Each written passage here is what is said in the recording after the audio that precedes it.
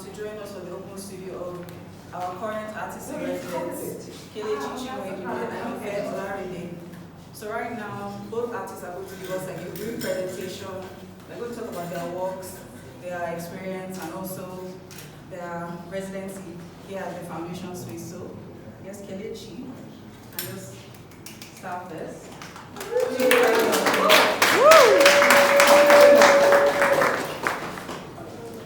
Hello everyone, my name is Kelechi.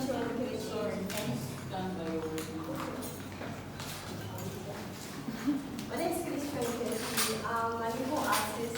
I use my work to tell Igbo stories. They are influenced by Igbo aesthetics, so I use them as a way to communicate the past with the present as a bridge. You can look into the past and see the future in a way, and also where we stand at the present. And my work showing here are based on the Igbo Ikenga statues. And the Ikenga carvings are like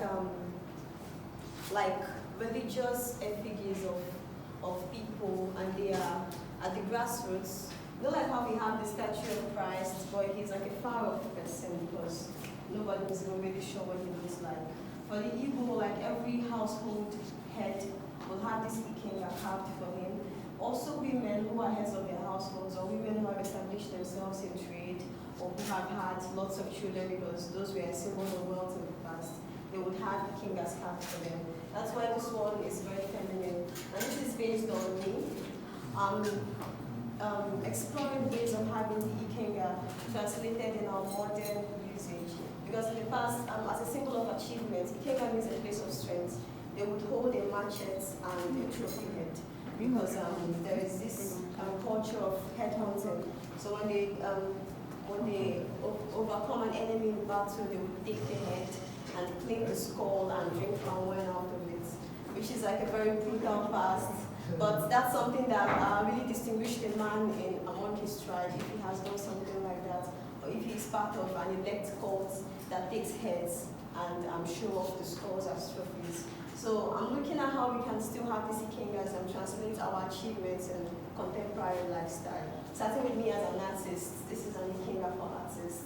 So she holds a paintbrush, and this is a symbol for the earth in Igbo culture because everything I want to see the shapes, which has a little plant growing out of it as a symbol for creativity. So she holds a paintbrush and creativity as an artist. And she's a mother figure, that's why the vagina is exaggerated because she's in a batting stance, always in a batting position. It also explains the more than usual step on the breast. Because animals that have lots of young at the time usually have more than one set of breasts so that they can feed lots of children at the same time. And everything's eyes are open except hers, because as an artist you tend to see with the eyes of like the sensual, the spirit, than with your own eyes. So you're expressing things that are like inside and not really things that are on the outside. The snake, the python, really, that's not just any snake, that's a python. It's a symbol for sensuality, symbol for female creativity, well, creativity in general, a symbol also for chaos. And it's used as a representative of Allah, the Earth Mother, who the Igbo believe gives creativity. And Allah is a woman, so she gave creativity to women, and they took parts of this and gave it to men, which is what formed the male symbol making art forms like the CBD, which is used in male reports. But they kept some aside, like the uli, which is like a feminine aesthetic art form, which are the symbols on her body. This is a symbol for strength. It's based on the lizard belly, because the lizard can fall down on really high places and still get up and walk. The gold is for beauty, the chameleon is for adaptability, the chicken, the bird is a chicken pecking bird, a symbol for peace. The leopard by the right is a symbol for strength, and the dog by the other side is a symbol for spirituality. And the tortoise at the top is a symbol for wisdom. The horns are based on the ram, which is a very stubborn animal that goes headfirst into things. So most Ikengas are based on the ram.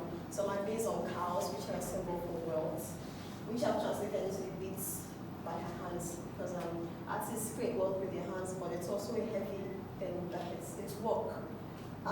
So I'm also exploring the idea of unification of duality, which is why there's a phallus on the stool, and the stool has this interlocking symbol. up here and forms the bracts. Yeah, and then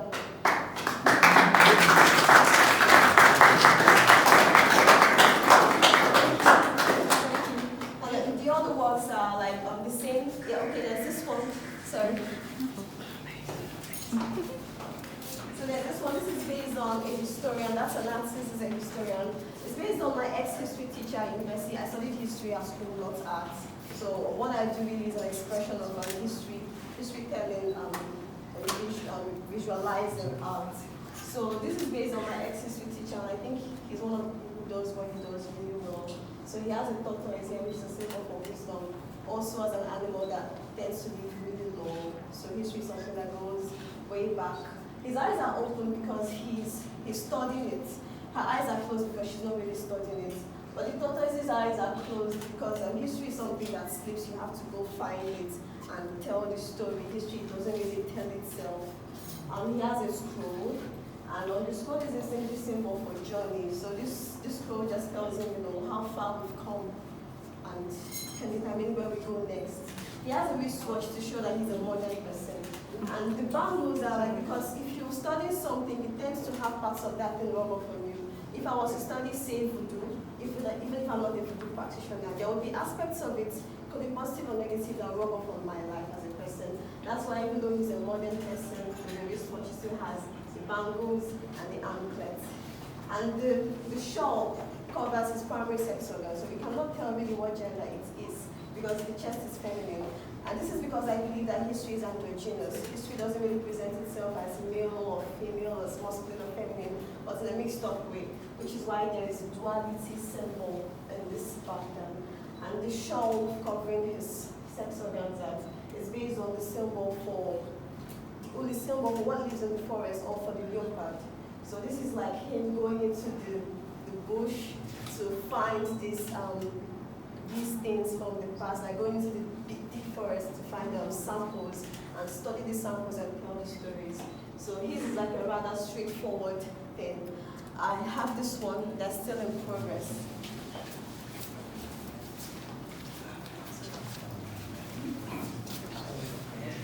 I have this one that's still in progress. This is based on the writer.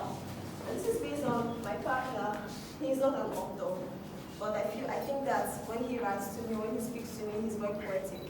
And it's not really something that he explores in a capitalist way. So it helps me realize that we all carry this poetry in us. And like communication, just having the gift of literal communication is something that's very important for everybody that can express themselves. For humans, because like we're the only ones who can write down stuff, other animals can't.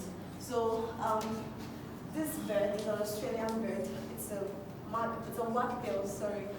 It's like a very small, tiny bird, but it's very strong. It fights off big birds of prey that come close to its nest. And for the Australian Aboriginals, they say that this bird whispers to the spirits, and it tells the spirits the bad things the living do. Like when we have this song about Santa Claus knowing all the bad things you've done, knowing how to reward the ones who've been good and the ones who've been naughty. So this bird is like somebody who goes to tell Santa Claus, this one's been bad, this one's been good. So human beings are really, they think it's a bad omen because he's been telling the spirits all the bad things he's done, or some think he's a good omen because he's very courageous, he's very sprightly, he's like a very cheerful, courageous figure in Australian Aboriginal folklore. So he has a pen and a book because these are the symbols of the writers, his tools of accomplishment. And here he's sitting on a stool with 4 leopards. There will be 4, but there's one at the back, so you don't see that one. So you only see 3 foremost.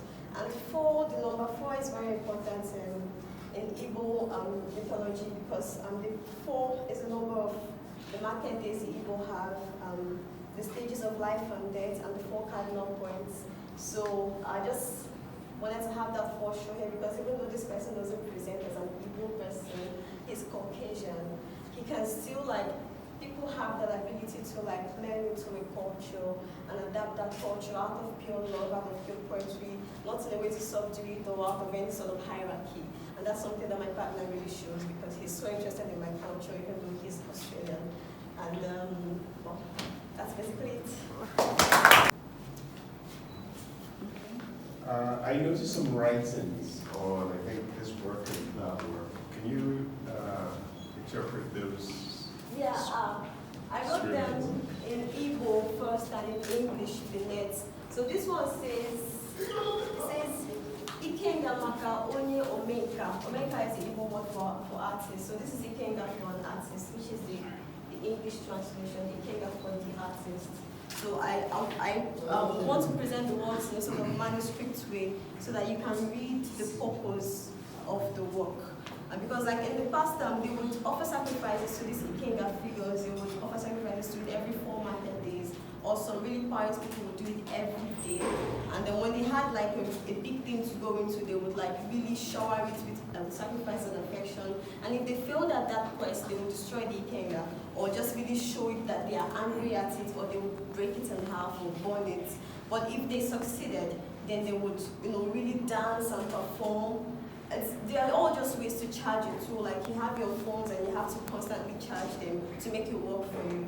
So part of the reason I've made this is to have that continuing religious lineage, so that we can have like these things at the grassroots. Because this is based on me, and I'm just like anyone else. And this is just based on my partner. He's not even a published writer, and that's based on my ex-history teacher, who is just one among many. So that's how we have these figures at the grassroots. Anybody could have one. You didn't have to be, a far-off savior or a far-off grand person to have an Ikenga. So something you had as a tool, and you made that tool work for you. So part of the reason I made it is to just have that continuation in the spiritual lineage, so that we still have these things that we can use, at least even if we don't make sacrifices to it, we can have them as focus materials of our achievement that we want to put.